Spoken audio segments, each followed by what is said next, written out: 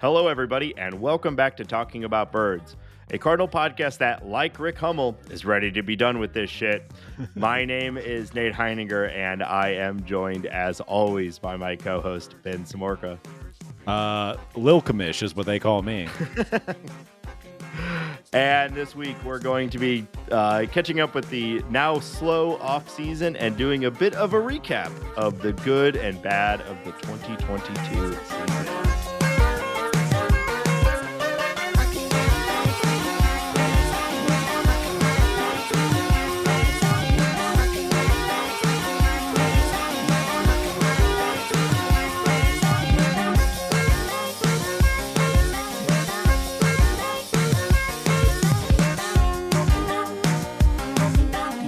If you have an idea for the opening joke, tweet us at Talk About Birds.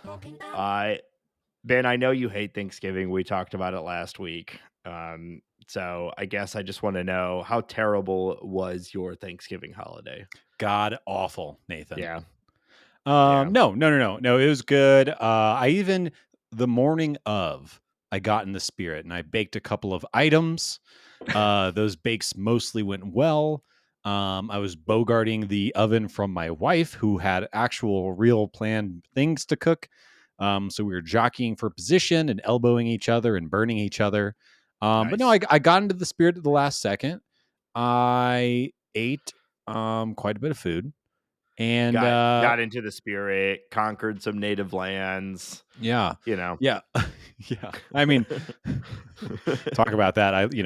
Just outside of Denver County is Arapahoe County, which is, I think, generally where we were. And obviously that county got its name from a group of people that used to live there. So technically I was on lands that I had commandeered from a native people, just like our ancestors did so many moons ago.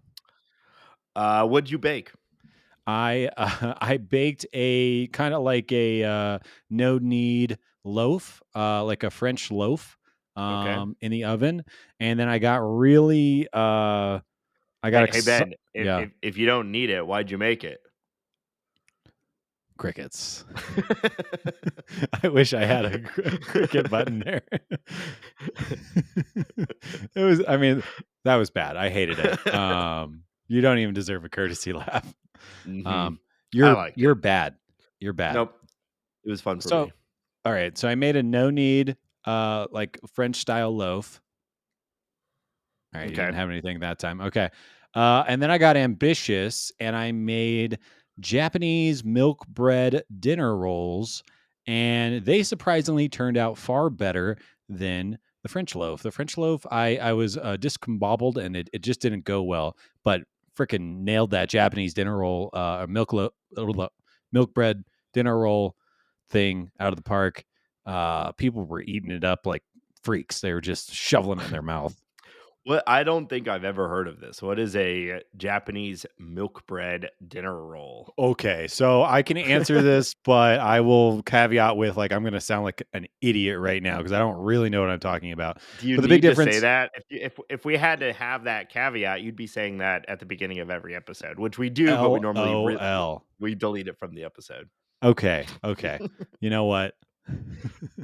I've had it with you tonight. This is Tab After Dark. We're getting in it. All right. So Japanese milk bread. First off, you use whole milk, mostly instead of water, to make it. Okay. There also is an element called, and I'm going to mispronounce this for sure. I believe it's called a tungzao,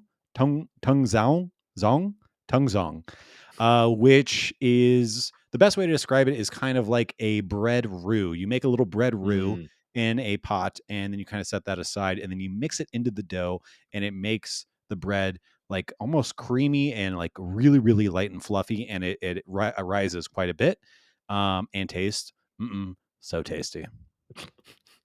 Yeah, it sounds great. Tungzao. Jeez, somebody. I feel like I got it in one. That's cool. We had a good Thanksgiving. Molly and I have really, I didn't ask, settled into a niche. I'm just gonna keep going. Wait, really quick. It's Tangzong. Okay. Yes. Cool. Sorry, I wanted to get that right. Sorry. Good. I bet you still got it wrong, but probably. Mine, I've settled into a bit of a niche with our family Thanksgiving, where she makes a fantastic charcuterie board, and she like really goes out all out on it, and like will make bread and stuff like that for it. And then I make cocktails. So I Shocking. yeah, I'm a little bartender at the party. Yeah. Accidentally got your mother-in-law very drunk. Not So that cool. was funny. Well, Not eh, cool. hey, I'm just making, okay? I don't force people to order more drinks. I'm just slinging drinks. All right. But it was good. It was fun. Yeah. What'd you make? Um I had an assortment of gin drinks available. Wow. So the highlight, the feature being the French 75, which is a light drink, great for I think events like this. It's uh, you've got your gin, Are you simple reading from syrup. a catalog right now? What is happening? I've got this So tattooed on my pleasantly arm. light Yeah. drink. Mm. Uh, yeah, I just closed my eyes. It's tattooed on the inside of my eyelids. Cool. No, it's gin, simple syrup, lemon juice, and then champagne. All right. And it's like as much champagne as the rest of everything together. So it's very bubbly and very tasty. And then you have your gin and tonics and your gin gimlets available for those who don't want the bubbles. And yeah, so it was good. Well, all right. Yeah. Wow. Damn fine radio we've got going here. This is a off-season podcast, so yeah. Not that this is too terribly different than what we talk about in the regular season as well. But yeah, I mean, sounds like it was good. We hope that all of our listeners out there, if you are part of celebrating Thanksgiving, hope you had a good one. If not, good for you. So yeah, what do you want to talk about this week, Ben? I know the off season, uh, we are in peak ain't shit happening Yeah. off season right Well, now. yeah, I do think it's important. If you've made it this far in the episode, I will be very clear. This is the week of this is the deadest week of the off season. It's the week before the winter meetings. Um, they start on Sunday. Things will actually start happening then. There was a couple of free agent signings and stuff like that this week, but nothing really big. So yeah, I think we should kind of there's one little rumor that I thought was kind of fun to hit. And then I think we should kind of do our little end of season wrap up. Let's just talk about the Cool. season that was. Talk about 2022. Obviously, there were some new faces. There were some surprise performances. I say we get into it, but before we get into the past, I want to talk about the future a little bit and a player I really like. Geez, a player I really like has been kind of rumored to be in the Cardinals' sphere of focus or whatever you want to call it right now in an athletic article that came out yesterday. Jesse Winker, formerly outfielder with the Reds, he was traded to the Mariners along with Eugenio Suarez in the offseason as the Reds, did their, it's not even tanking, just their money saving Giving up. binge that they went, Yeah. just giving up. But Jesse Winker had a really bad year with the Mariners. We know Jerry DiPoto, the GM of the Mariners, likes to make a deal. And he is being associated with the Cardinals as a potential trade target. And I find that extremely interesting. I think Jesse Winker was injured last year. I think he was moving teams. I think it was just not Jesse Winker's year.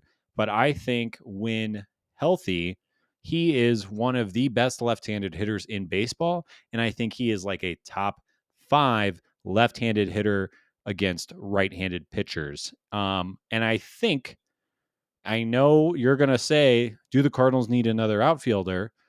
Jesse Winker's not really a good outfielder. He's not a good defensive player at all, but he is that kind of bat.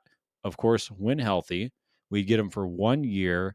I really, really would like the Cardinals to take a flyer on this. I don't think he's going to cost too much. I think that the Cardinals and the Mariners match up for various reasons. Anyways, that's my little sales pitch on Jesse Winker. What say you, Nathan?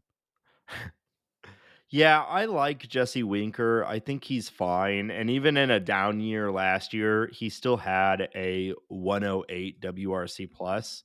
So even when we would consider it a bad year for him, he was still slightly, ever so slightly above league average, which you have to be happy about if you are someone that's acquiring him to say, like, worst case scenario, we're acquiring a league average hitter.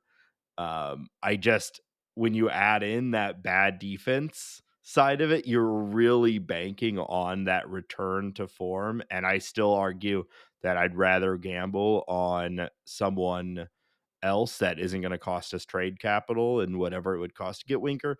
I suspect with what the Mariners are doing, it probably wouldn't be a ton to get Winker.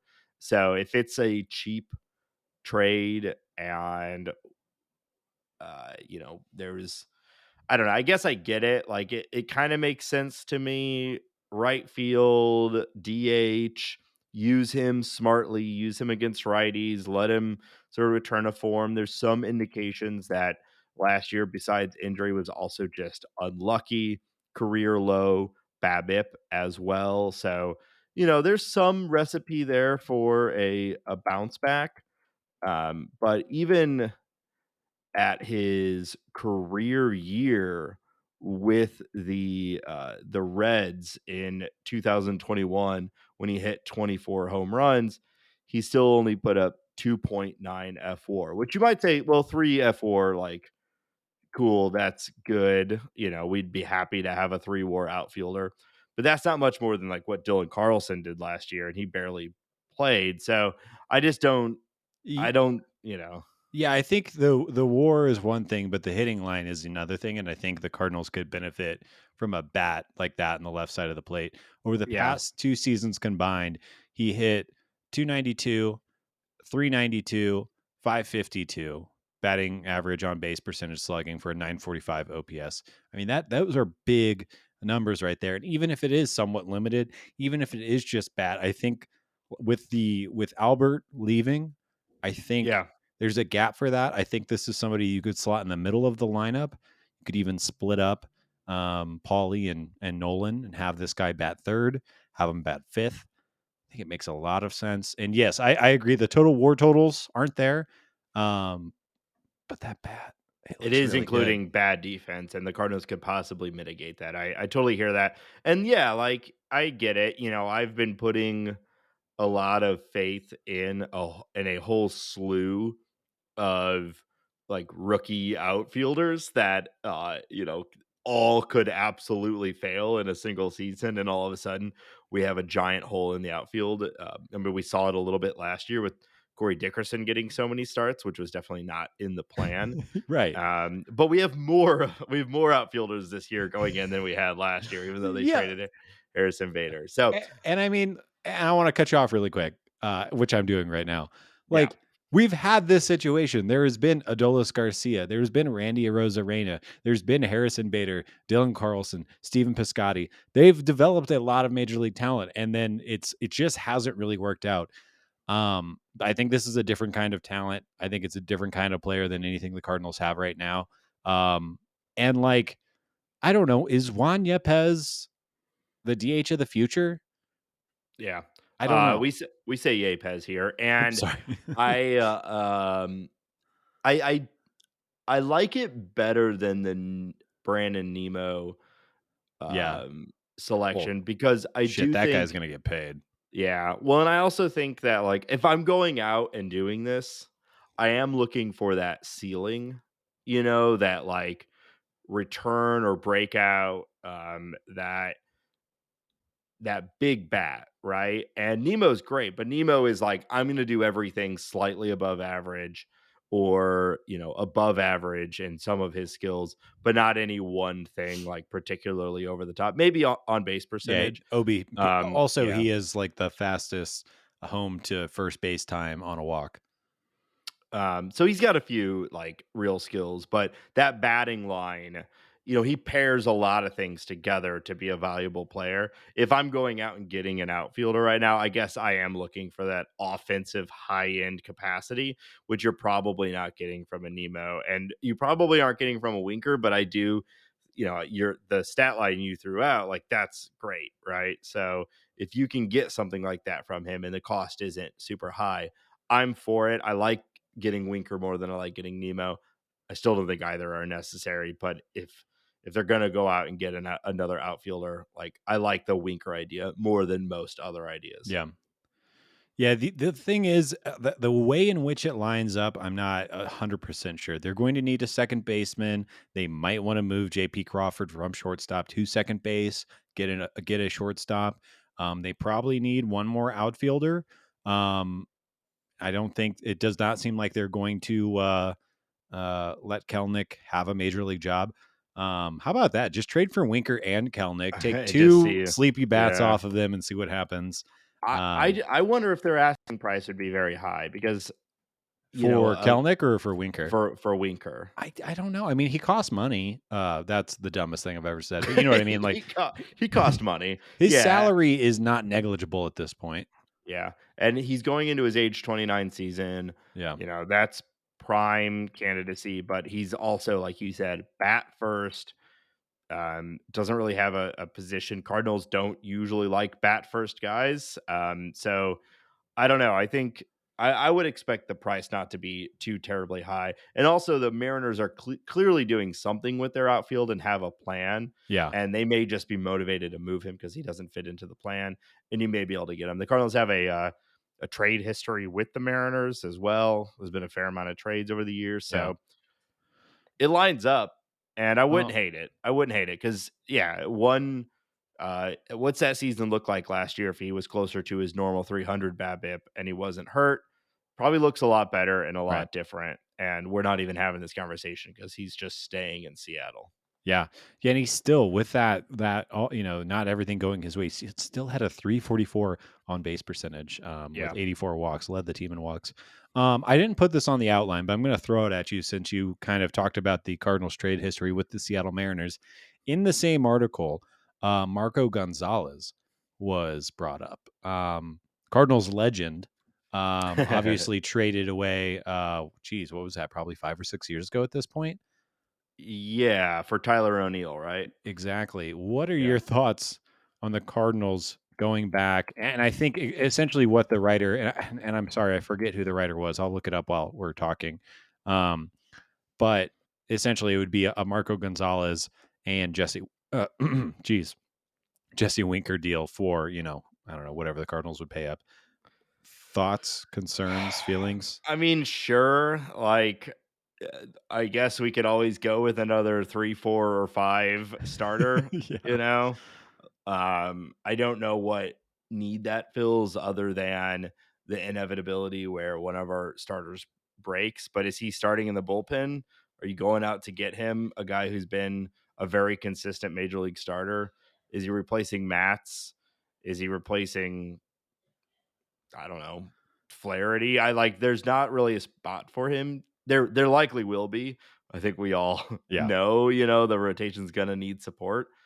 But where does he go to start? And is that the right type of guy to get? Like, I mean, this is easy for me to say and harder for the team to actually do, but I'm a bigger fan of like adding at the top and pushing everyone down than just Totally. throwing in more into the pile, into the clump in the middle, Yeah. but I mean, he's been good. I think he would likely be useful for the Cardinals. I just don't see them adding that type of Yeah. starter right now. And think of the comeback story. Wow.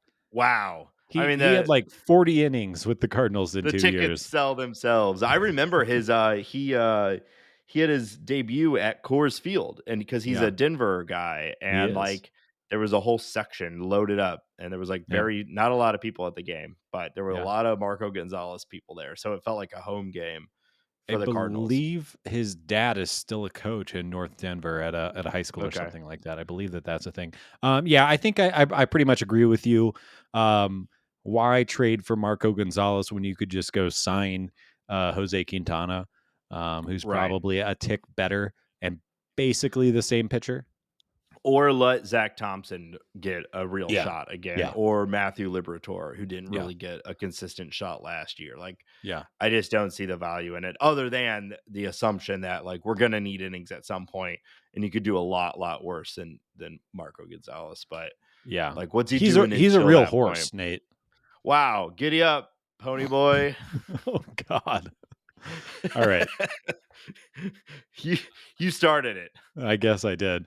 All right. Any other free agency you want to talk about? We have some league newsy we'll talk about later, but No, that's all that's going on no. with Cardinals right now. I think we're just in the waiting game. Yeah. Yeah. I don't think the Cardinals are going to do anything at the winter meetings. I have a feeling in my stomach. But anyways, okay. So let's move on. Again, we're going to do our end of season wrap up.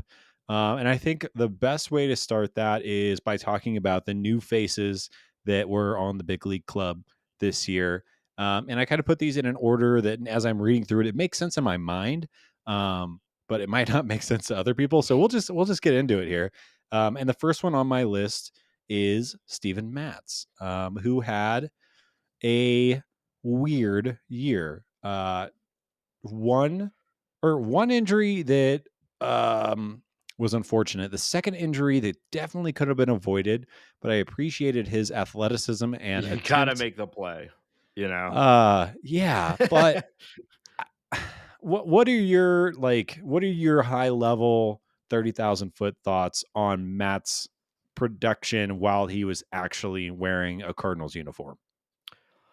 I think that we saw multiple different versions of Matt's in multiple different stages of injury recovery, and we don't really have a clear picture of what he will provide as a starter for the Cardinals. But I will say my general takeaway is that when he was ready to pitch and was pitching at max capacity, he looked good.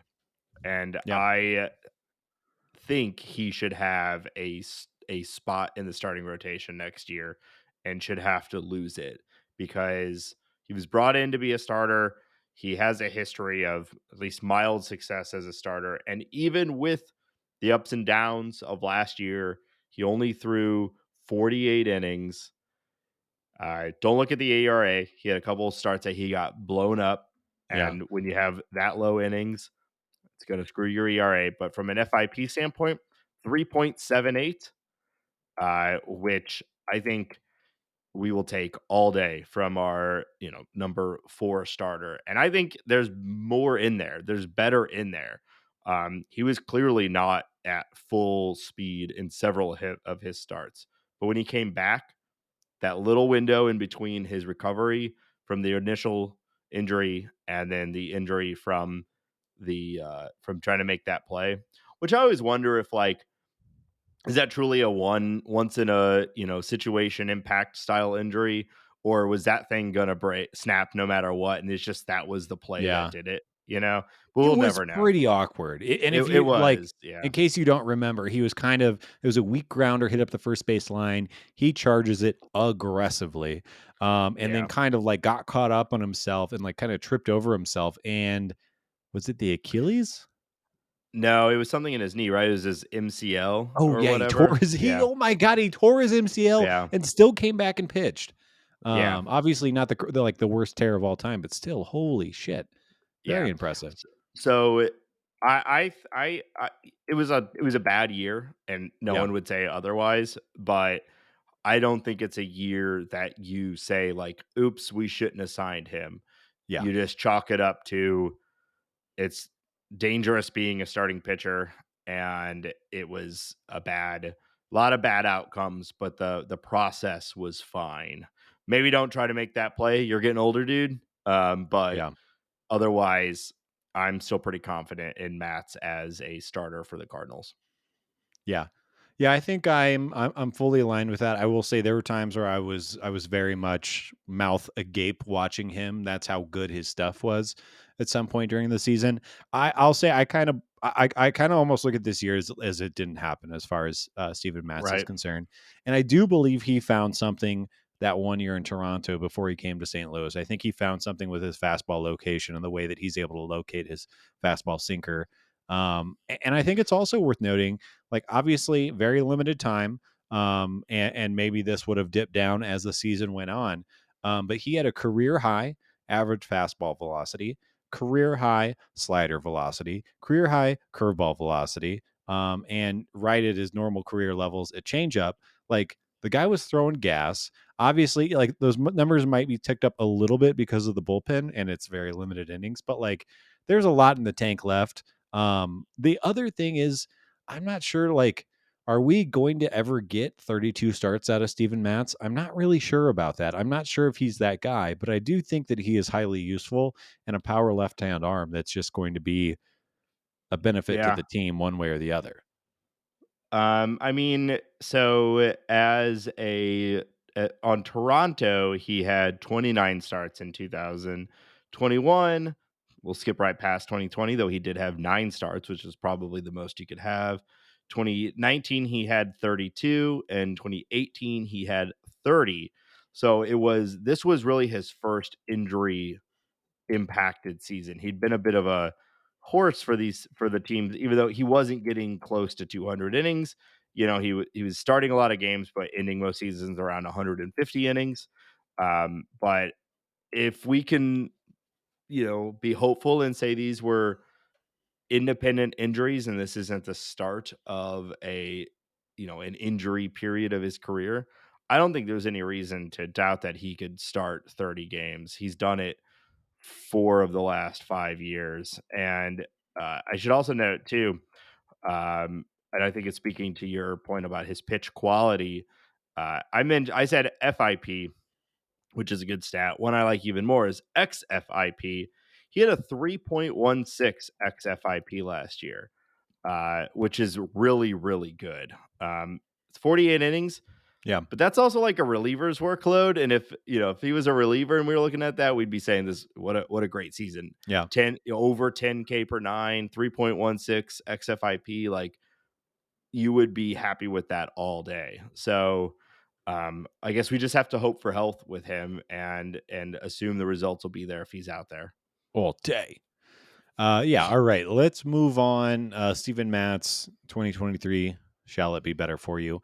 Let's talk about, we already talked about him. Juan Yepez. Obviously, longtime minor leaguer, came from Atlanta in the Matt Adams trade. Zip Zop Zooey. He's in the bigs in 2022. He's hanging out with Albert. And another year that was kind of marred by an injury, a long injury. But yeah, where do you see, or I guess, how do you rank his 22? Well, I hate that I have to keep reminding you, but here we say Yepes, I'm so sorry. and um, this one's a little harder for me because we really, by time he came back, there wasn't a good spot for him in the Yeah. lineup. Pujols was suddenly the best hitter in baseball outside of Aaron Judge, um, so he's DHing, and you've got Corey Dickerson, so of course you're not benching him. Like, he just didn't get the playing time once he Yeah. came back. Uh, so I don't know what to make of him. I thought he looked good. We were pretty excited about him in April and early May when he came up. He was, in a lot of ways, he carried the offense at times, right? I had that sort of approach that sometimes he looks like a slap hitter and sometimes he looks like the most powerful guy on the team, Yeah. And I think that's a unique approach. Most guys can't switch between those two different type styles of hitting. Still relatively young. Like, I'm obviously being an optimistic. I just raved about how much I expect Matt's to be great, and I don't want to do the same with everyone that we talk about because, uh, you know, Yepez has his issues, but I just don't know with him, Yeah. and I don't know where he plays next year. Um, That's my biggest question, yeah, is where do you slot him? And like, we talked about this before 2022 started. Your DH should be platooned by Gorman and Yepez and play the matchups or the hot hand or whatever. yeah, And I think there's still some value into that. I just, like, if you look at the underlying numbers, there's some concern. Obviously, the way he ended the season, there's some concern. But I think my biggest problem is, where the hell do you play him unless he's just the guy that DHs and then gives Paul Goldschmidt a day off his feet? yeah. Yeah, I think that's your best bet. Well, I think a lot of us would like to see Burleson get some real ABs, and that's taking away from Yepez. If Walker is up, that's going to be taking away from Yeah. Yepez. There's a lot of guys that you just would rather see than Yepez. And with those two gentlemen that you just named, they can play right field. And Walker maybe center field and left field. We don't totally know where that ceiling Yeah, is. But Burleson, I feel a lot better with Burleson and right than I do with Yepez, defensively. right. Yeah, it's going to be tricky. I think it's going to rely on him having an incredibly hot spring, and then also he's going to have to hit in his limited Yeah. opportunities to force his way into it. I mean, there's an opening right Yeah. Yeah. in right field, and there's a lot of guys that I think or that we know will be competing for that spot, assuming they don't go and trade for someone or sign someone. And I I hope that Yabez could show that, but if I were a betting man, I don't think he ends up being like the predominant amount of ABs Yeah. out of most of the guys.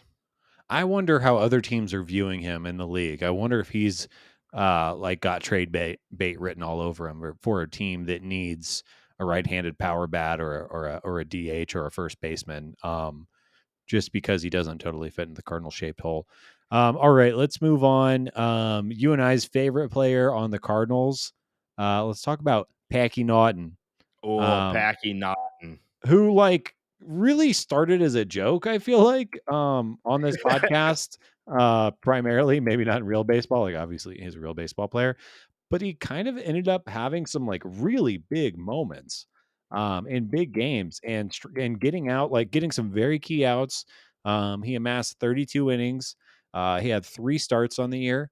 Um, but I mean, I think from you and I's perspective, like the dude totally came out of nowhere. He's like I think he was still rookie eligible, 26-year-old rookie. Yeah. Yeah, I mean, in his limited amount of time, 32 innings, he had a 8.72 K per nine, which if he were a starter, that would be one of the best starters on the Cardinals. I think that would be the best starter on the I Cardinals. think it would be too. Yeah. And if we go with those underlying numbers, his XFIP 3.36.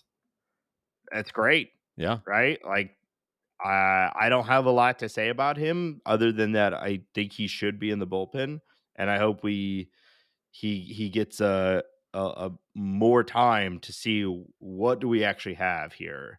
32 innings is not a lot. I mean, it's a back of your or the front of your bullpen amount of innings. Yeah. It's funny we say back of the rotation is not the best part of Right. it, but back of the uh, bullpen is the good part of it. Yeah, it's inconsistent and kind of nonsensical. I think I actually agree with you on this pedantic point you're And making. and Ben, why do we drive on Oh, parkways Jesus. and and park in driveways? Yeah. And furthermore, Corn why don't nuts. they make the whole plane out of the black box? That's actually smart. Yeah. Okay, I'm moving on from this. Why get Marco Gonzalez when you have a Packy not at home? Can he start? I mean, I know he started, but that was more of an openers style thing. Can he go 5, 6 innings? I will bet a donut that he will be starting in spring training. I'm torn on taking this bet because I want to get to donut, but I don't want to give up a donut if I'm wrong. All right. And Well, and you still owe me a steak. But you I know know. what? Let's do it. I'm Uh, headed St. Louis way soon. You'll I get your think steak. everybody gets starts in spring training. How are we defining I this? don't know. You already said yes. Damn it. All And I want right. one of those expensive donuts from that place down the street from your house. I'm not trying to dox you. Ooh. All right. Let's talk about, I think this one will be even shorter. Let's talk Drew Verhagen. He is going to be on the team next year. I actually think I think the Cardinals are going to start a narrative where they're going to he is going to be pushed for a starter's role in the rotation in spring training. The Cardinals really like him. I will say before I let you respond, it's kind of curious why the Cardinals like him. His fastball has really, really good spin on it. So I think that's pretty much what it is. His fastball has really good spin on it. And his curveball has like 60 inches of downward break. Yeah. It is not particularly spinny. But I think when you have that super high spin rate fastball and a 60-inch break on your curveball, I think the Cardinals are just going to I don't think shove down our throat is the right way to say it, but like you know what I'm saying? Like I just think Verhagen is going to be here until he is like home run out of the league or something. All right, not out of the league, but out of the starting rotation. Yeah, I mean, you see that stuff on paper, or you see it in a game, and you think, well, with that type of spin rate, that type of drop, like he must be good, right? And I can understand why it's appealing, and the Cardinals have had success bringing guys like him back into the MLB. But it was not there in No. 2022.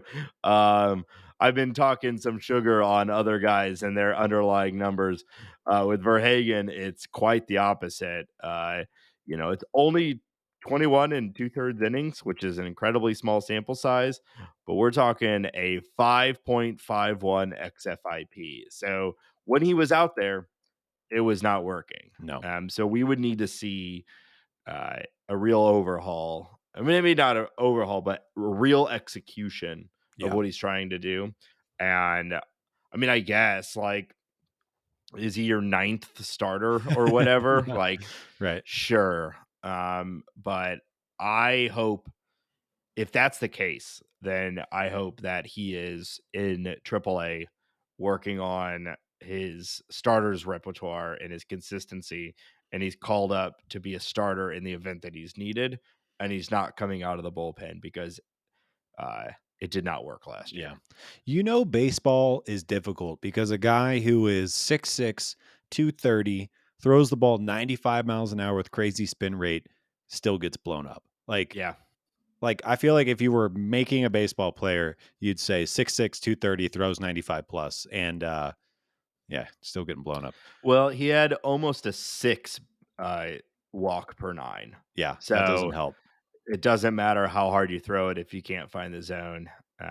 And so there's a lot of things that he'll need to do better, but I think that's where you got to start is throwing strikes with that heat. And because big league hitters will just wait, You and tell him, ADH.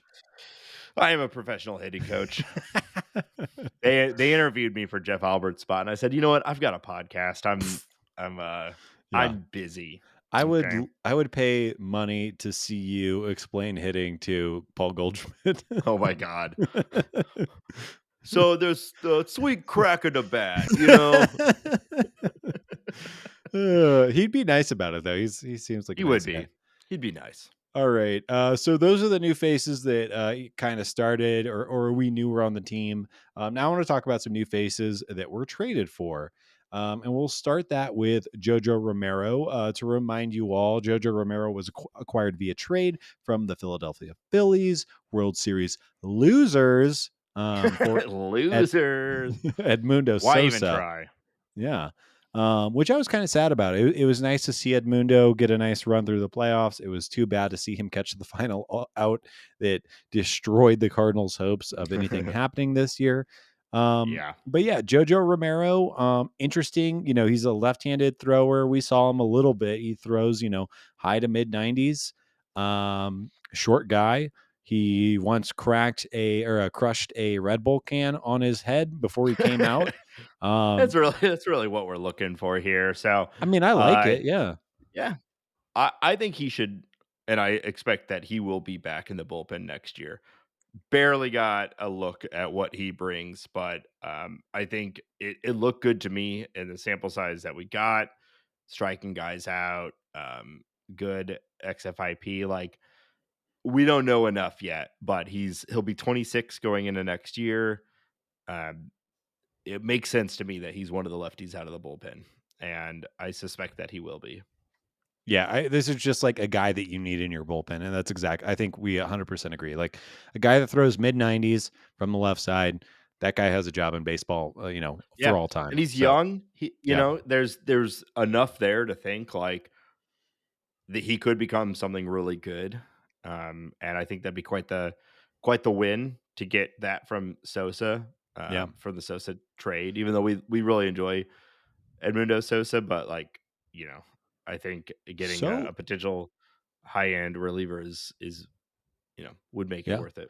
so curious to see what the Phils do with the shortstop position. There's rumors that they're going after Trey Turner, and I doubt that they would just run out Sosa for 160 Yeah. games next year. Um, I After think their we're kind of success last year, yeah, yeah. I will bet you a donut that they will sign one of the big 4 Okay, shortstops. you're not going to say Trey Turner though, but you'll say one of them. No. Well, Okay, I can't say any one specific. If yeah, I was to me, my bet would be Dansby Swanson. That Dansby. feels like exactly the Phillies. Yeah, And just to rub it in the Braves' face, yeah, yeah, yeah. I bet they signed Interesting. Dansby. All right. I think Dansby will. I don't know. Be a Yankee. We'll see. Cut off all that hair. That's all I want to see. Yeah. All right, moving down the trade list. Let's talk about Jose Quintana, who was traded from Pittsburgh for Johan Oviedo and a few other players. Chris Stratton was also included in that deal. And I find Chris Stratton a little boring, so I am not bringing him up. We talked about him last episode. But Jose Quintana, we've talked about him already. I think the Cardinals still are going to re-sign him for 2 years, 22 million, although he might have earned himself a little Locking bit it more. in. Yeah. Yeah. What are your thoughts on Quintana? What's your rating here? What more could you ask from him? I mean, Season saver. Yeah. he was the best starter on the Cardinals forever. Yeah. The moment we got him, he became the best starter on the team. And he was great in the playoffs, and I think that that's all we'll ever have from Jose Quintana. It was a wonderful 2 months. Yeah. He was is it was a great get. The trade Oviedo we think will be good for the Pirates, but ultimately, almost no matter how good Oviedo ends up for the Pirates, you would call this a successful trade. I don't think the Cardinals will re-sign him, but I would not be opposed to it. I would take that over like a Marco Gonzalez or whatever, Yeah. because we now know Quintana is capable of returning to his previous highs. I mean, there was a time in baseball where Quintana was one of the best starters in baseball, right? And that's why the Cubs wildly overpaid for him way back when. And And broke we him. saw, yeah, and then we saw he can do that again. So like that ceiling is still there. So I would be okay with him signing him, but I don't think it's going to happen. Yeah.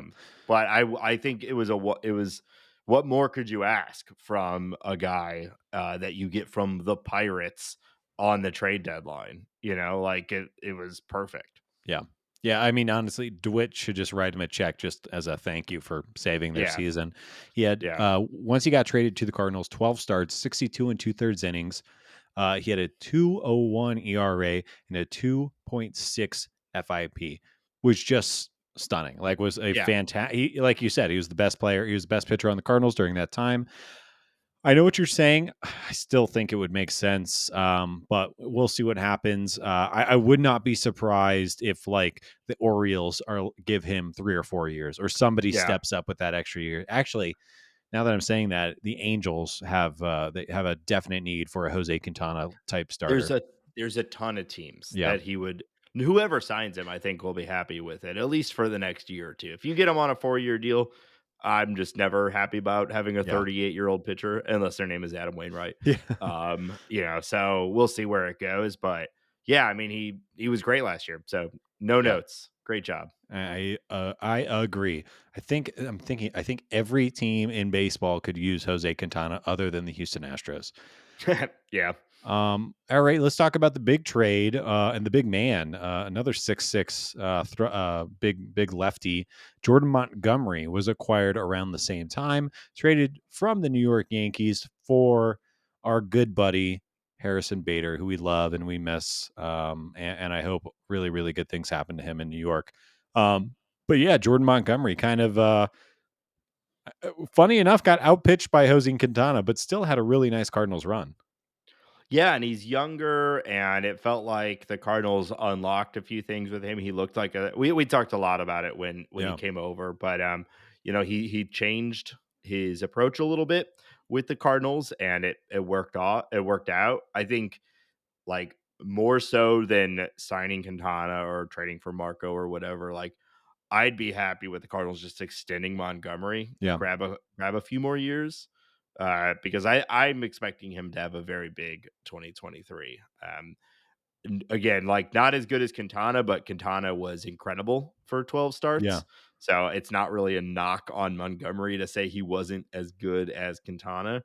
And I think with Quintana's size and his age, or I'm sorry, Montgomery's size and his age and all that, like it, it seems to me like he's going to lock in. He's probably not ever going to be your ace, Yeah. but it seems to me like you'd be locking in a number 2 or 3 starter for several years if we Yeah. can get him into his age 30, 31, 32, that sort of range. Like we he's exactly what the Cardinals needed and still need, Yeah. and we have, so lock him up. There's outside of Liberator and Thompson, it's not like anyone's knocking down the door from the left-hand side to come in and be in the rotation, and those guys don't even have the same sort of profile as him. So, you can have a Thompson and a Montgomery in your rotation and be happy with it. So, um, lock him up, get him a Yeah. few more years.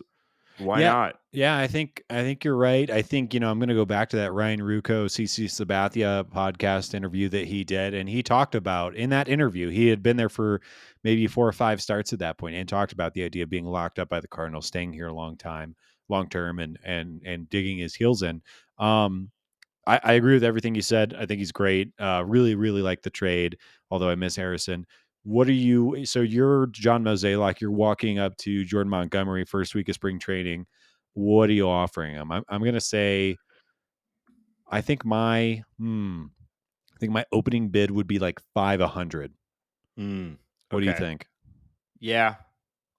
I'm wondering what he would want because I don't know how many. I guess it depends on what's, where he sees his value at. But I was thinking like 350, 3 years, Yeah, 50 million, something like that. So we're both in a similar ballpark as far as AAV goes. It just depends on what he's looking for from a yeah. year standpoint. I would suspect that he'd like to be a free agent again at like 33 rather than at like 35 or 36. He's So locked just down the bag now, though. yeah, for sure. But yeah, So I think yeah, somewhere in the 15 to 20 a year. And then how many years? yeah. I don't know. But yeah, I'd be fine with that. Yeah. Yeah, I think, let's hope that, Wayno does the old, hard sell on him this year and talks about legacy and all that stuff and makes it happen. It seems like Wayno has a magic ability to recruit or something. At least that's how the stories are written. Here's Um, a fun one. yeah. He had a 3.48 ERA and a 3.43 xFIP. So he got exactly almost exactly the expected results for his He he process. he is who we thought he was. Yeah. And I mean, there's reason to believe he can be better. He is 29, but he didn't really. He pitched in 2017 for 150 innings, but he didn't really pitch in 2018. He didn't really pitch in 2019 or 2020, and then it wasn't until 2021 and 2022 that he was back and pitching consistently. Yeah. And with what the Cardinals unlocked, like I think it's I think it's a reasonable bet to say that he still has his best years in front of him, which is exactly the type of person that you're trying to acquire. Yeah. Get that excess value out of him. Hundo P. Yeah, Hundo P. Let's move on. All right. That ends our little, our new faces segment. Okay. Why don't we tell people how they can find us? Yes. So if you enjoy the show and you want to support it, we do this every week. Rain, Oh my sleet, God. holidays, we're busy people, right? And still, we come together every week to make this dumb show. Yeah. And if you want to support it, want to see it grow, consider joining our Patreon. If you just want to say, hey, thanks for the time and effort, consider joining our Patreon, patreon.com/talking about birds. Uh, we have a multitude of stupid levels, including the Bill DeWitt tier, which we will stop the podcast if anyone subscribes at this level. All we need is one subscriber at $1.5 million a month, and we will stop doing this. So if you're out there, I didn't know you actually put that up. yeah, it's up there. All So right. all we need is one. There you go.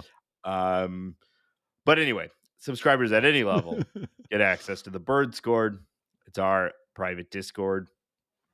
You don't want to be out there tweeting and tooting and whatever, all the different new ones that everyone's trying to capitalize on Twitter falling apart. You don't want to be on any of that. You want to be in the Bird Scored talking to us and the people that are in there. Shout out to the Bird Scored. It's a good time. It's a bunch of rude dudes with attitudes having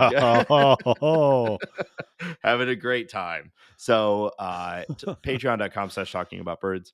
Also consider leaving us a review, hopefully great, a good one, on your favorite podcast platform. It helps. Ben, where can people find us online elsewhere? Yeah. If you are going to be on Twitter, make sure to follow us at Talk About Birds. You can also follow us on Instagram at Talking About Birds.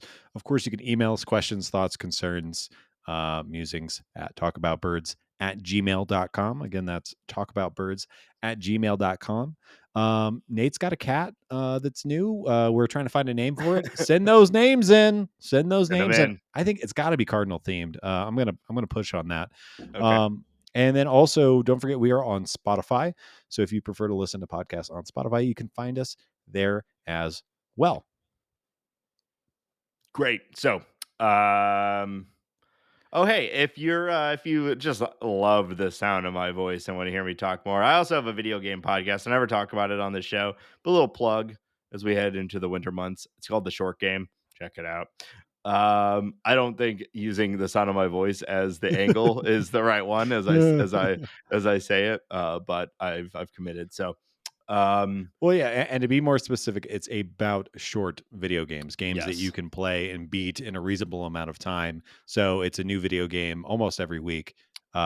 So yeah, to be more specific, it's not just like Nate walking through the fields in Red Dead Redemption saying hi to bunny rabbits and stuff like that. It's more interesting. Though that sounds great. Yes, it's actually we have a tight thesis and it's a good show and I recommend you listen to it. So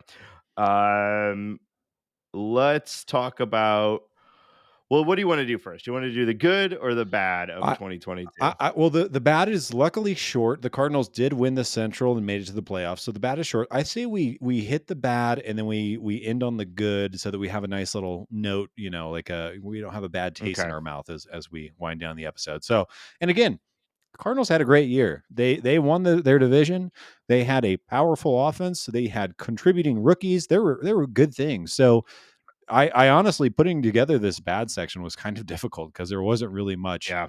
But I will say there was one thing that was like, I mean, we've been talking about it all year, that slaps you in the face with the problem with the Cardinals this year, and that is the catcher position. So catchers for the Cardinals this year: Andrew Knizner, Yadi, and even Ivan Herrera put up a 61 WRC plus, meaning that they're 40% worse than an average hitter. Which honestly is better than I expect. Like having watched the majority of the games this year, I think it was Yadi's 1 month of hotness that lifted them to a 61. Yeah. I bet if you took away that month, they're in the I don't know, tens. It was bad. It was bad. I think it essentially closed the door on Andrew Knizner as being a starter in the major leagues. He got a really long look, and just no part of his game really ever showed up. Which the crazy thing to me is that he hit the ball with authority for years and years in the minors. Yeah. Now, obviously, that jump is hard, but he just I think he had 3 home runs this year. Yeah. Something like that. It's hard to be a hitter when you are a starter every day. Yeah. Imagine spending the majority of your time in the major leagues just sitting and watching Yadier Molina. you know. So not only was that WRC plus their offensive production lackluster, they weren't good defenders either. It totaled for a negative -0.6 WAR total. That is surprisingly only the fourth worst production in the league. There are three other teams that had worse production from the catcher position. So there's that. But they had terrible framing metrics.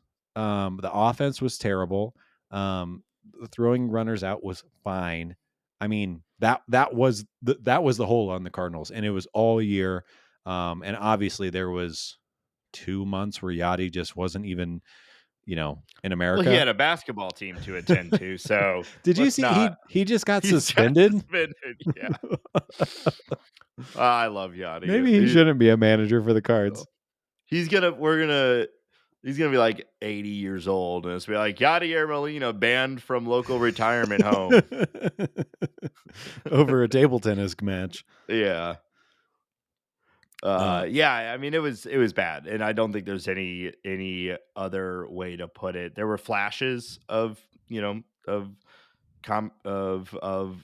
competitive at bats, when Kisner, when at the beginning of the season there was a little bit where we're like, wow, isn't it fun for Kisner? Like he seems spry compared to Yachty, Yeah. which is true, but still not great. So I think that's why like the general consensus across the board is everyone's beating the drum for a, like, if we get a elite or near elite level catcher, like we cannot overstate how much just that alone like changes this entire lineup, because it was a black hole Yeah. amongst a generally very good offense, and everyone else is returning except for all of, except for who's going to be the starting catcher. So it's like if you can get anyone, even a 100 WRC plus Yeah.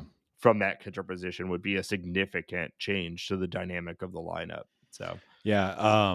And I'm not beating this drum anymore. I can't wait to see what happens to the Cardinals position. But just to pick on Christian Vasquez for 1 second, he had 119 games played. He had exactly 99 WRC plus, and he was worth 1.6 WAR, which is essentially 3 times more valuable than they got out of the catcher's position. yeah, So even going with a cheap option like Christian Vasquez, you are improving that it's a part of the it's lineup a by so huge much. improvement. Yeah, Yeah. exactly. Yeah.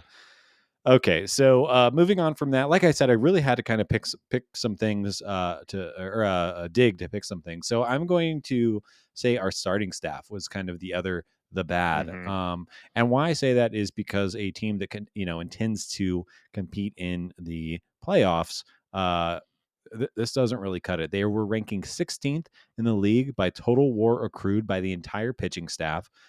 So that puts them obviously just barely in the bottom half, but that's the starting rotation, and obviously the bullpen all included. And they came in dead last for staff K per nine with 7.38. We've talked about it already. A high end starting pitcher kind of solves both of those problems in one, but the Cardinals need to find strikeouts somehow, somewhere. Yeah.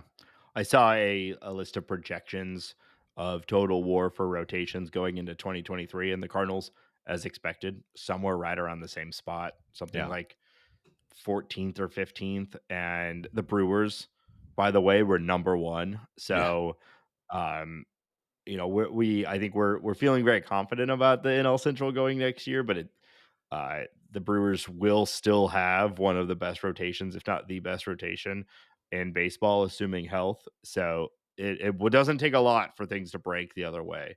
Yeah.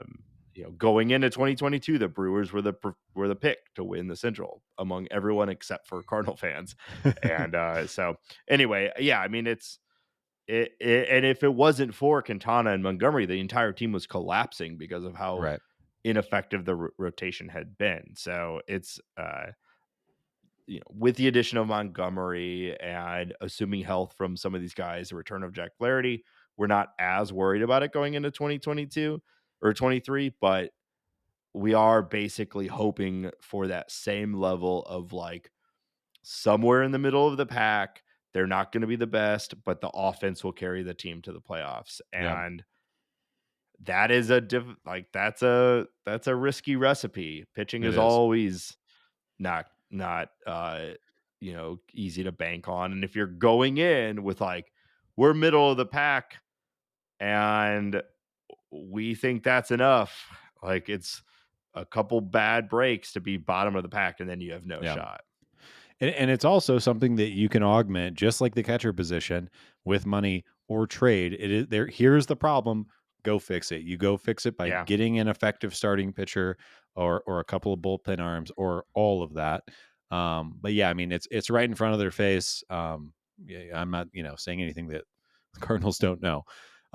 You set this up good, so let's start. We'll switch over to the good, because really that's all that the Cardinals kind of struggled with, at least from my point of Yeah. view last year.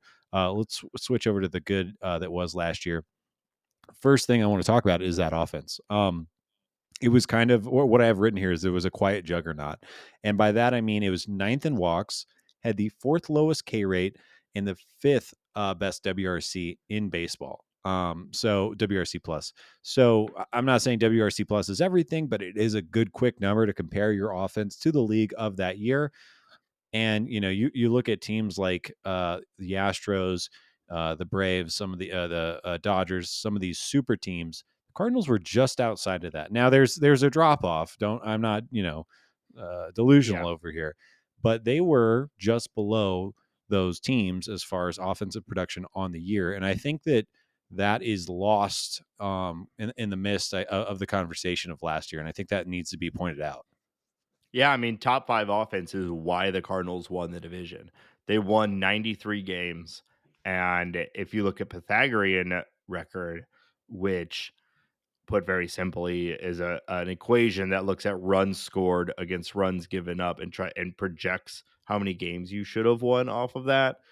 They actually projected to win 95 games Yeah. based off of Pythag. So, um, and they get there because of that offense and that league average pitching.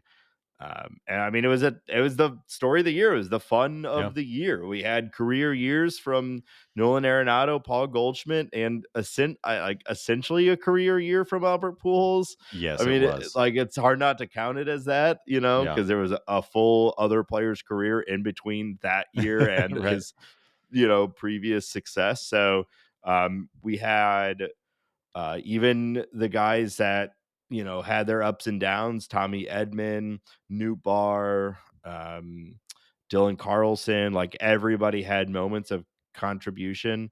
Tyler O'Neill, who it feels like barely existed in 2022, Yeah. still had 14 home runs and 14 stolen bases. Like the offense was contributing all year and Yeah. is the reason why they won 93 games and made it to the playoffs. So um I mean, and most of those players are returning next year. I think you have to be a little worried about regression because you have a whole bunch of guys have career years. Like, who's going to do it again? Yeah. So I don't know. But when talking about the good of 2022, I mean, that's it. That's the story. They Yeah. won. That was the hallmark of the team. And I'm just again so glad that we got Jeff Albert out of here because He's screwing everything up. he's screwing everything up. Yeah. So yeah, Yeah. to that point, Dickerson and Carlson basically hit right at league average last year, and then Kisner and DeYoung were the only regular to semi-regular hitters that were worse than league average. The team was Yeah. just stacked. And yeah, I like to kind of piggyback off what you just said. What I am kind of hoping that happens, and now if the Cardinals augment the offense, like they should, or I think that they should improve it for like Derdoy. But what I'm Yeah. hoping Like is Derdoy. but what I'm hoping is while we see regression from Goldie and Nolan, that Newt and Carlson and Tyler and Yapez and Walker and Burleson, some Yeah. of or all of those guys pick up what will be left from this season. And the offense should look somewhat similar, maybe even better, because you have more people being a part of the party. Well, Especially like and Tyler O'Neill, like if he can have a year like he had previously, in that's 21. huge. Yeah. Yeah, well, and we saw the it was so top heavy. Like you listed a lot of guys that had league average or near league average, but then you had Arenado and Goldschmidt who both almost, one won the MVP, the other one was top 3. Like we saw what it looked like when they were both struggling, which is what happened at September and then Yeah. into Well, Arenado had a good 2 games in the playoffs, just bad results. But Right. like as soon as Arenado and Goldschmidt weren't crushing every single game, the offense Yeah. basically collapsed. Right. Right. So we're gonna need that lift the floor essentially. Yeah. And need someone that first of all to fill in for Pujols.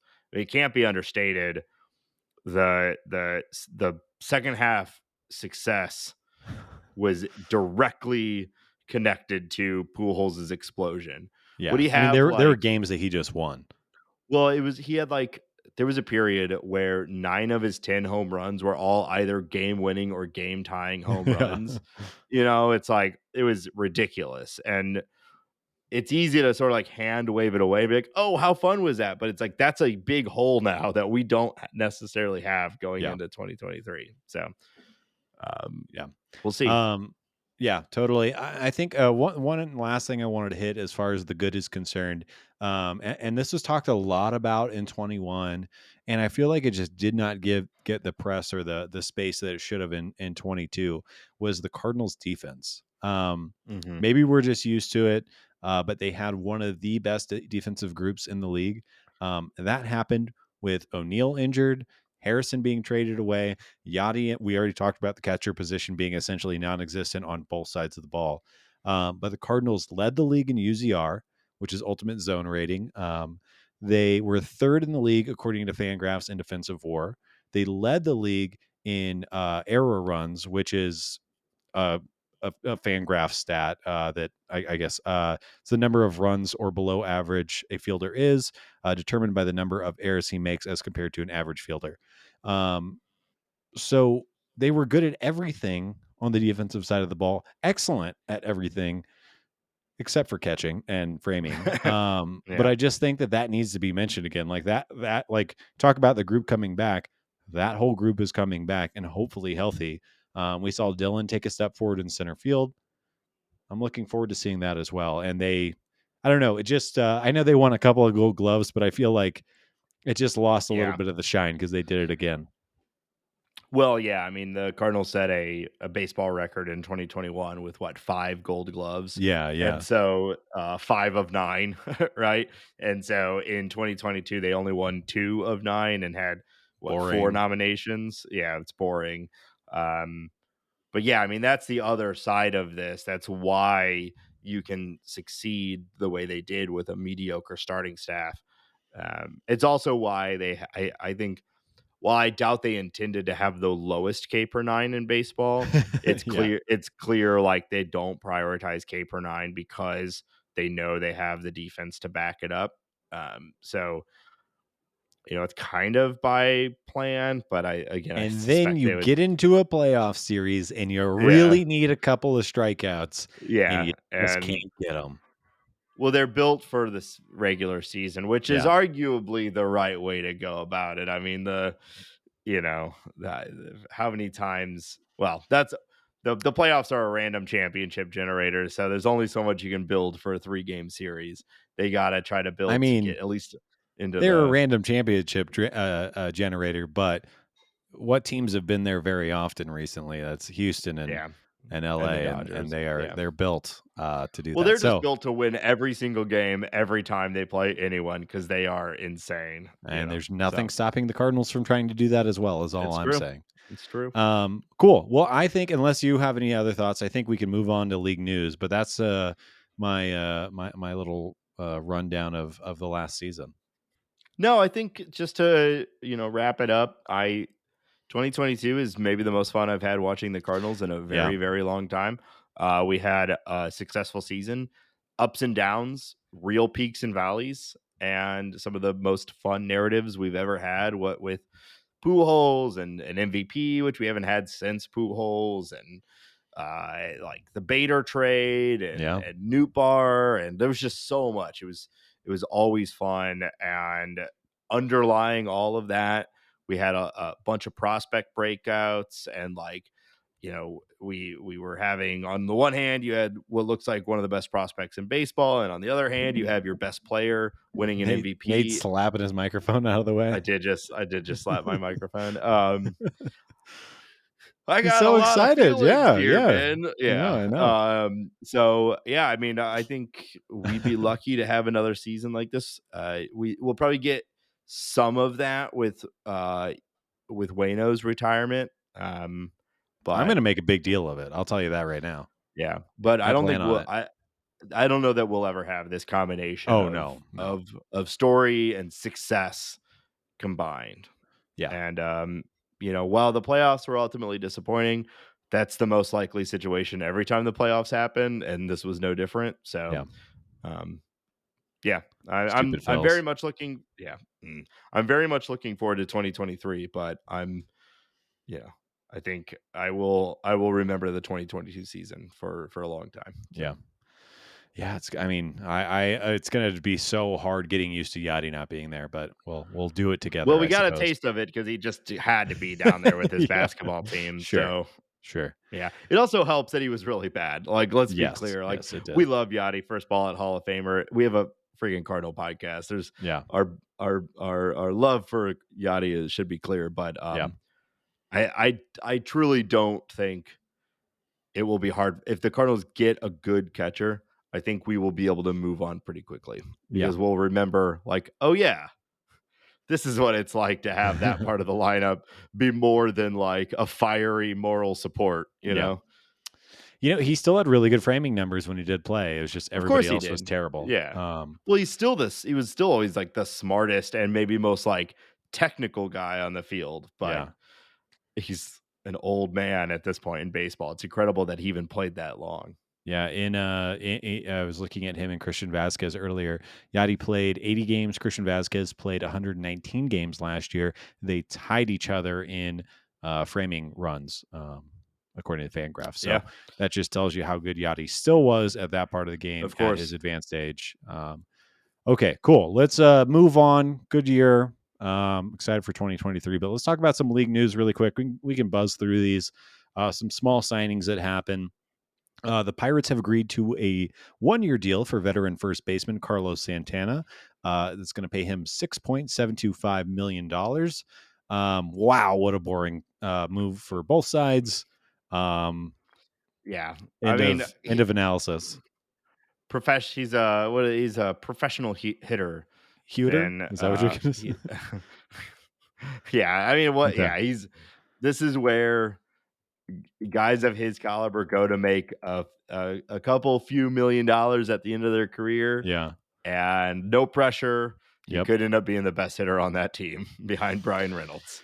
Oh yeah, I'd really like to see an O'Neill Cruz, Key Brian That Hayes breakout, but yeah, I think you might be I right. actually I saw the Zips projections that just the preview for it just came out, Yeah. and with Cruz and with Key Brian and with Brian Reynolds, like there's a world where the Pirates lineup isn't absolute trash in Sure. 2023. Everything else is going to be Yeah, bad, so you don't they have really no have to worry pitching. Yeah. about them. But there's a possibility that they have like a heart of the order that is actually like terrifying to get through, which would be fun again for the Pirates to have Yeah, something to be worth watching. I agree. And yeah, we've talked about it, like the NL Central's taking a step back, so it'd be nice for the Pirates to take Yeah, a step forward. All right, this is a much more exciting deal. The Astros have found their new first baseman, announcing an agreement Monday, 3-year deal with Jose Abreu, formerly of the White Sox. He yeah, will receive $19.5 million per season. His total should be around $58.5 million. I'm shocked that the White Sox did not retain him. I thought he was kind of just going to always be a White Sox. But I yeah, think this is probably a really good move for yeah, Houston. I'm shocked that it was this much. But Houston, I mean, they have a lot of payroll flexibility for how good their team is. Their pitching is so cheap. Um, and yeah, Yuli Gurriel had a terrible season for them last year. So they're making a big upgrade for a guy that hits the ball really, really hard. Yeah, good deal for the Astros. stupid Astros making stupid smart moves. Yeah, And Abreu said in his press conference that the White Sox made him a competitive offer. yeah, Let's just leave it at that. yeah, So I think he said, "Oh, the best team in baseball wants me to come down and play for them for $20 million a year." Uh, Dordoy, Yeah. here I go, I sign get to me play in the up. playoffs? Yeah. Yeah, I mean, White Sox should be good, but I mean, Should they what a though? line. They like their window is their window Yeah, already closing? What are the White I Sox don't. doing? It's a weird team, It's but nuts. yeah, but yeah, I mean, obvious like snap call if you're Oh, yeah. Abreu, Yeah. like it's obvious and it's a stupid good signing for the Astros. And then even if he fails, it's a lot of money, and I think he's pretty old, but like they have that flexibility that he could become their DH bench bat and it would still be fine. Yeah. So Yeah, I mean, he won the MVP in 2020, the shortened season. And he's had two, like, if you look under the hood, two really good numbers or good yeah. years after that. So, yeah. Anyways, in White Sox news, they said, "Oh, you did that? Well, I'm going to go sign Mike Clevinger for $12 million for 1 year," which weird move. It's weird for them to kind of bet on a guy like this when their rotation is in the state that it's in. Also, 12 million bucks for Clevinger after the year he had is kind of shocking to me. He had the Tommy John year, then he had the comeback year where he really didn't pitch that well. Still got 12 million bucks from a decently competitive team. I was surprised at that number when I kind of wanted the Cardinals to take a look at him. I thought it'd be like, I don't know, like 5, 6, 7 million. Not Yeah. that that's a huge difference, but I guess Well, that's he's a just what it guy that costs. since he was with the Guardians, it was always like, oh, when's the Clevenger year gonna happen? Yeah, Right. And it never really has, but I can see maybe there was some secret little bidding war behind that yeah, started at 8 and then got to 12, which is not a lot in right. Major League Baseball. So I don't think it's a crazy thing for someone who's projected around maybe 7 or 8 to end up at 12. Yeah, Right. I bet it was something like that. Or the White Sox were just like, we want our guy. How about 12? And he's yeah, like, yup. Thank you. Um, I think it's a good signing. I mean, even if he's bad, like yeah, it's not that much. And you and I both talked like you ran off a string of mid range pitchers last week, I think, for the Cardinals, and Clevenger was one of them that I thought was yeah, one of the more appealing. So yeah, I mean, we'll see, but yeah, I don't, there's no such thing as a bad 1 year deal. And if he's great, they also got themselves a good trade chip at the deadline. yeah, yeah. Are the White Sox going to be trading away players at the deadline? That we will talk We'll about see. that in six, The 7, 8 Guardians months or so. might be a force, youngest team in baseball, and they ended up pretty good last year. And So if they could just go get themselves an outfielder or two, they could, yeah. We'll see what happens there. All right, moving down the list, Reds player Aristides Aquino, Cardinals slapper of butts, is out is out the league. Cardinals slapper of butts. All right, go on. I don't want to sit on that one too long. The listener understands what I'm trying to say here. Sure. Um, he spanked the Cardinals. Yeah. He has signed with the and Go on. he has Proceed, signed Governor. with Nippon Professional Baseball. He is now playing baseball for the Chinuchi Dragons in Japan. He is gone. He's not slapping our butts anymore. So I thought you'd be excited about that. But that is a big, strong man who is probably going to hit 50 bombs this year in Japan.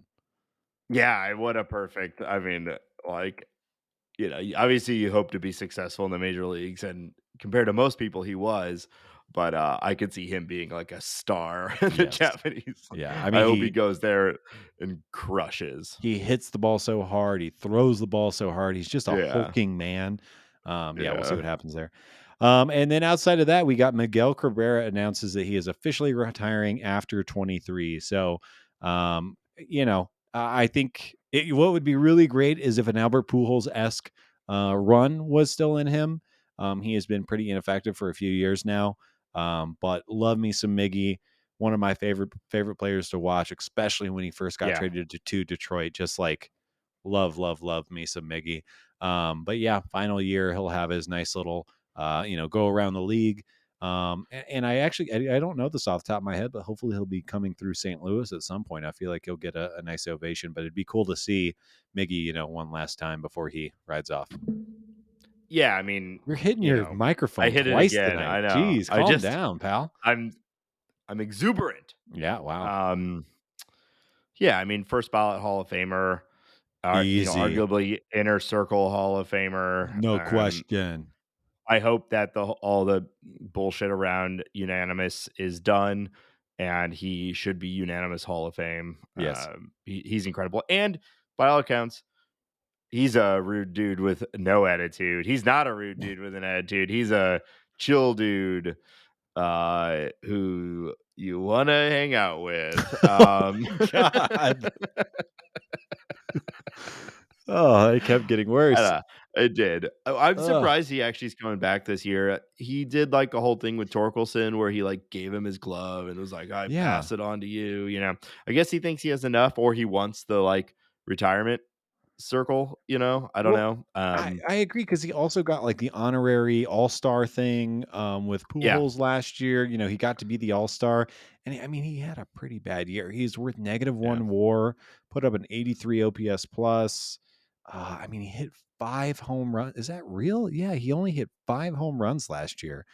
yeah, Um, so, yeah, I mean, maybe he just wants to be with the team another year. Maybe he wants to play full 20 years. To say yeah, he played I don't 20 know. years in the big leagues, maybe he wants I think he's owed like $38 million. Maybe he wants $38 million. I bet he wants 38,000,000. No, 32. 30 Oh, okay, Uh, now yeah, he yeah. wants let me think. Do I want $32,000,000? Yeah, okay, I'll come Yeah. back for this bad team, you Yeah. know?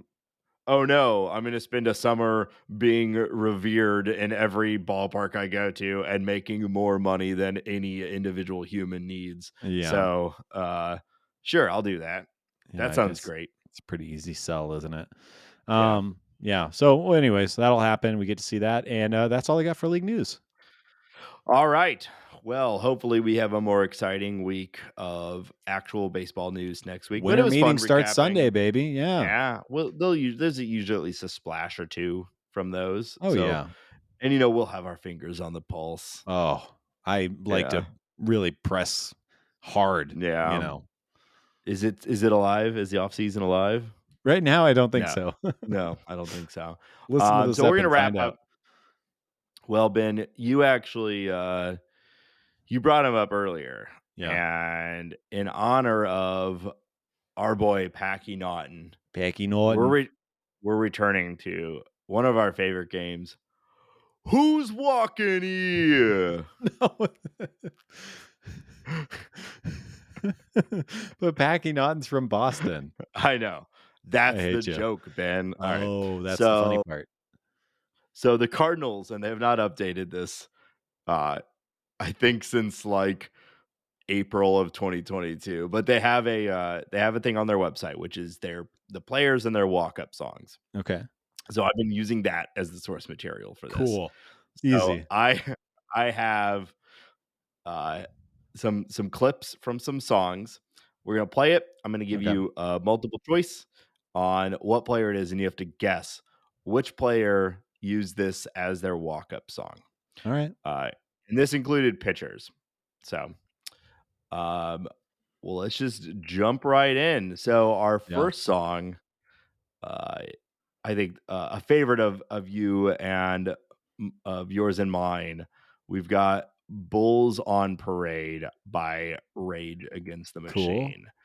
So we'll go ahead and hear a little bit of this.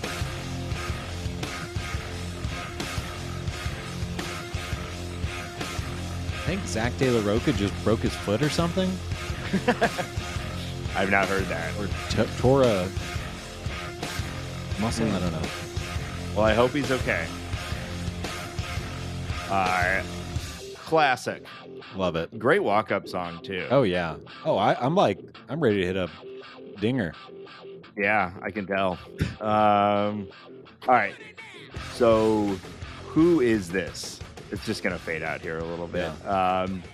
Who? Your options Yeah. are Juan Yepez, Kramer Robertson, Drew Verhagen, or Ben DeLuzio. Huh, I that is interesting. I think the oldest person you mentioned was Drew Verhagen, and I feel like it is a pretty staunchly elder millennial Gen X band. So I'm going to paint with that brush. So I'm going to say Drew Verhagen. That's right, Drew Verhagen. Boom. Yep. All right. Old ass. Next. What is he, Actually, 29? I think I'm the exact same age as Drew Verhagen. I think he's I 33. think you're older. Okay. Oh, wait, am I older? That is so I hate that. All right. Yeah, isn't it weird? All right. I keep getting older and baseball players stay the same age. Yes, they do. Oh, yeah, I am older than Drew Verhagen. He's 32. Yeah. Damn it. Okay. This next one, I mean, the Cardinal walk-up music usually falls in like one of two or three camps, and this name alone is like exactly one of those camps. Okay. Bar, Guitar, and a Honky Tonk Crowd by Yep. Whiskey Myers. Whiskey So Myers. I think go he was ahead and born hear a with that little bit name. of this. I think so. Yeah. This is my toddler whiskey. Yeah.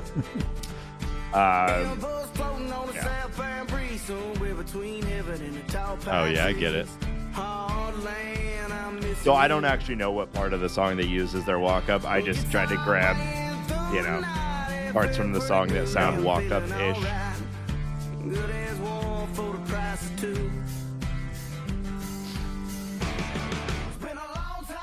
That's when you walk up right there, when the drums kick in like that. Yeah, probably. I'm getting juiced up. All right. Your options are Andre Palante, Nick Whitgren, Cody Whitley, or Chris Stratton. Cody Whitley, Whiskey Room. What is this guy's name? Whiskey what? Whiskey Myers. Whiskey Myers.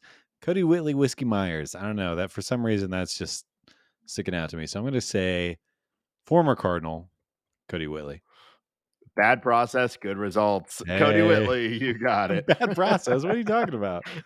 You think he chose that because his name sounds like whiskey? Yeah, I bet he goes, Cody Whitley, Whiskey Myers. Hey, I think we got something here, boys.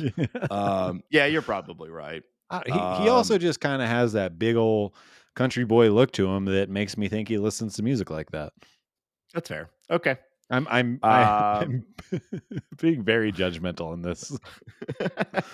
That's why we play the game. All right. Now this one's a real hit. I think we both know it. Yeah. Levitating by Dua Lipa, featuring DaBaby.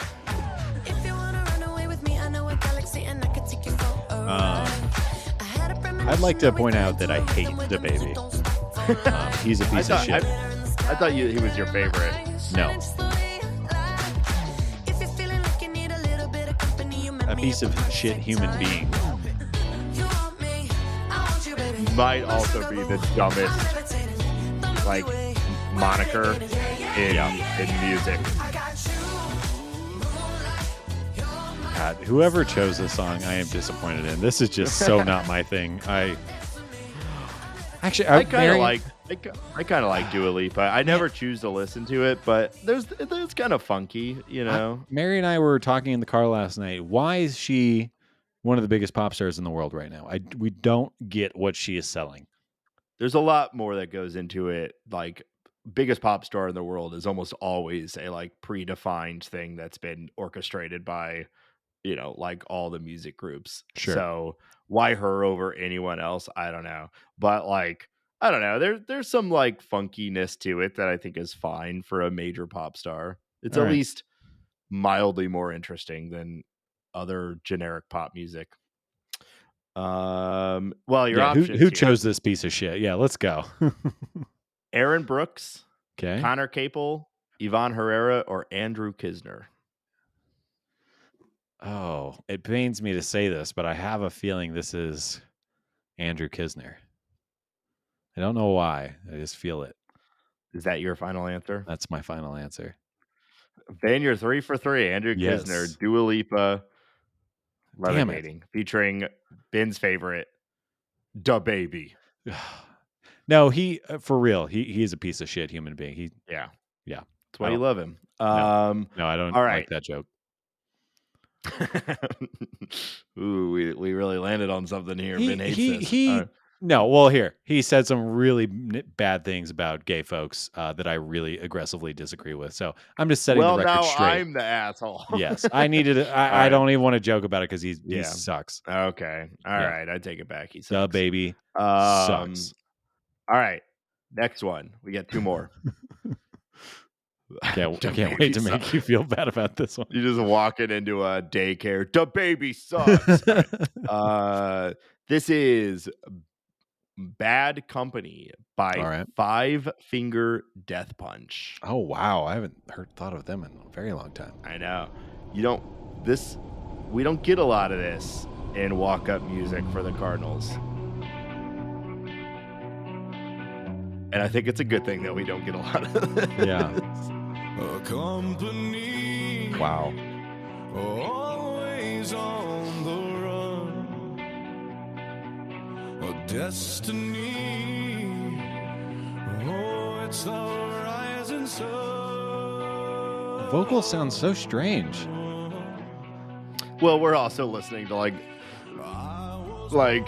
I don't know, a ripped from YouTube loaded okay. into a Zencaster. Like this is the worst possible quality way to listen to music. Yeah. So, and I don't mean like everyone likes what they like or whatever, but that style of music is like so far from what I listen to. But Yeah. I don't know, it's fine, whatever. Five Finger Death Punch, Okay. Bad Company. Yep. Your options: Austin Romine, Corey Dickerson, Paul DeYoung, Edmundo Sosa. Ooh, I think Edmundo Sosa is cooler than that. I think Corey Dickerson would go with something a little more country. So that brings us to, you said Paul DeYoung and who? Austin Romine. Ooh. I am going to say Austin Romine. I think Paul's got. I just don't think Paul DeYoung would choose that. So I'm going to go Austin Romine. Final answer. Swing and a miss. That's your first miss. It was Paul DeYoung. Damn it. Paul DeYoung? Really? Maybe if you had a more like upbeat walk-up music, he wouldn't have every plate approach look so sad. How does that song get you fired up for anything? That's what I'm saying. Maybe it gets more like aggressive, or I'm So- sure it does. Yeah. But Do you pick your walk-up song to fire you up, to fire the crowd up, or to intimidate the opposing team? Or It's do you definitely just not pick the a song last that you one. like? There's no way you're choosing it to intimidate the other team because there's no way they're paying attention to any of Well, that. no, I none of it's actually affecting anything, but I'm just saying like the thought process. I would pick it to pump myself up or for a bit. Like it would either be to make myself like get into it, which music pumps people up. I mean, you probably get tired of it or stop hearing it over time, but like, if you have like a track that really gets you pumped up, like it Sure. might have an effect. Yeah. There are guys that switch their songs out all the time, and I think that might be part of it. But if I'm not doing that, I'm definitely doing like, like Space Jam or something, just trying to make the crowd laugh. Get up, it's time to slam now. That would be a good one. Yeah. Somebody's done that. That's the one I always use as my like what would be your walk-up song. Yeah. Mine is Space Jam, because I think it's very funny to use the song from a different sports movie for my So clever. Is there an Air Bud song? If there's an Air Bud song, that's Get my up, walk-up it's song. time to bud now. Nice. Oh shit. Woof, woof, woof, Weird Al's woof. here. All right. This last one, Ben, your personal favorite band, Yeah. the Red Hot Chili Peppers. Give it Can't away, give it Stop. away now. I'm a huge Pepperhead. I've always said Yeah. that. Give it away.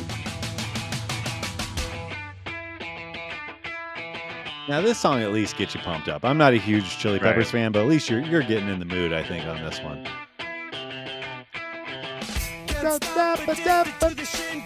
Nice. I miss Dude, you nailed that. the funk rap. This doesn't happen anymore. You missed that? I think we had enough.